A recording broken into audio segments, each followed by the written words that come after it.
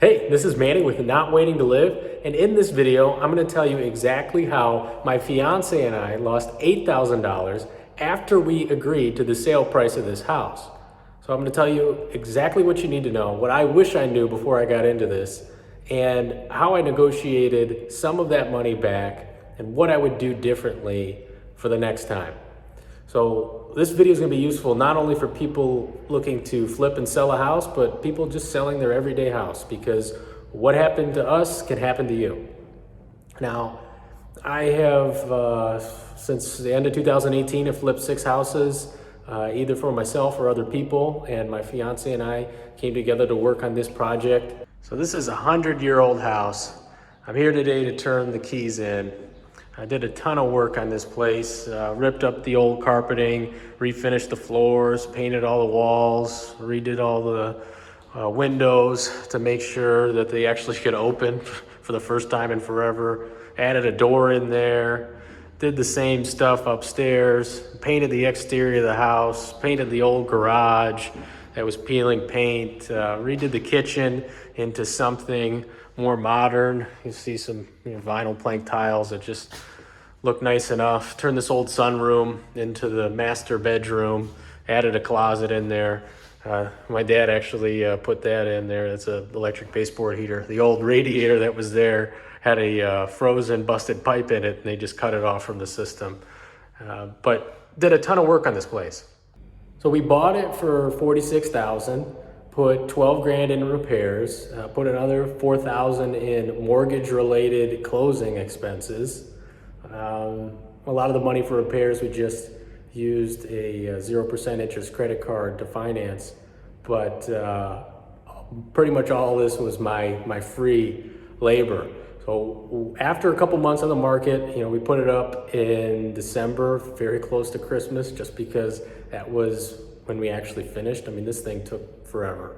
I spent months and months on this, almost 3 months, working all the time.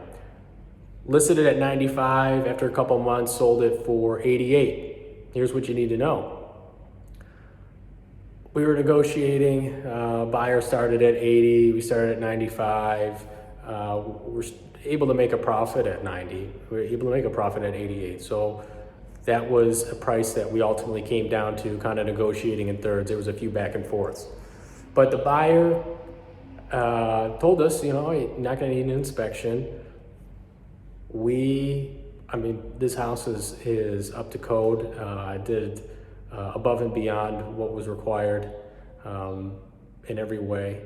But turns out the buyer is an FHA buyer, and the FHA appraiser that came through, and unfortunately this is at the exact same time the coronavirus is starting to unfold, so I don't know that this is the reason, but despite there being comps in the area, within a mile, on, in my opinion, less desirable blocks. I mean, this is a house on the border of the city and a very desirable suburb, and other comp properties with actually even a less bedroom has sold for $88,000 within the last month. But the appraisal here, despite all the work to bring this up to a nice standard of living, appraised for $80,000.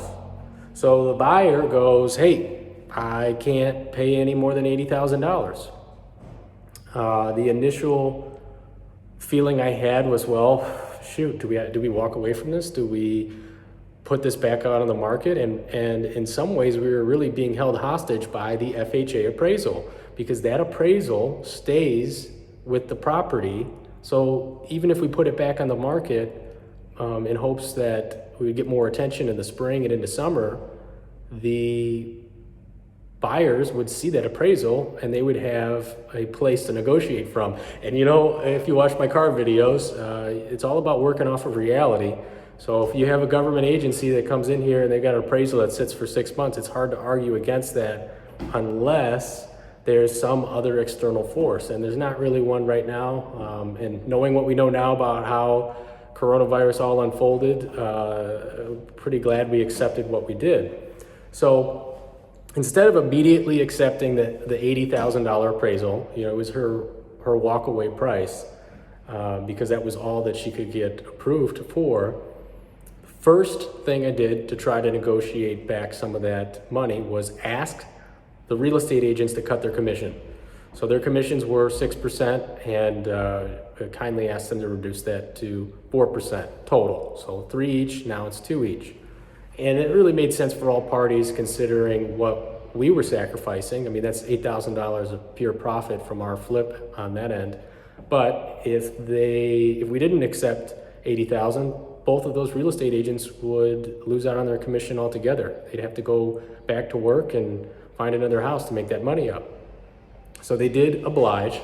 And the next place that I went to look for a discount was with these title agencies. And I don't want to swear on here, but they're full of something. They really are. There's so many line items that are variable from one title agency to the next. So I called up the title agent. We went line by line, asked them what the purpose was. I identified a few line items that could be reduced. One, which was interesting, in the real estate contract, they had identified as just common protocol for the homeowner to split the insurance for the rest of the year for the buyer. We said, yeah, no, thank you. We'll get rid of that. Got rid of the home inspection. We weren't going to pay for that.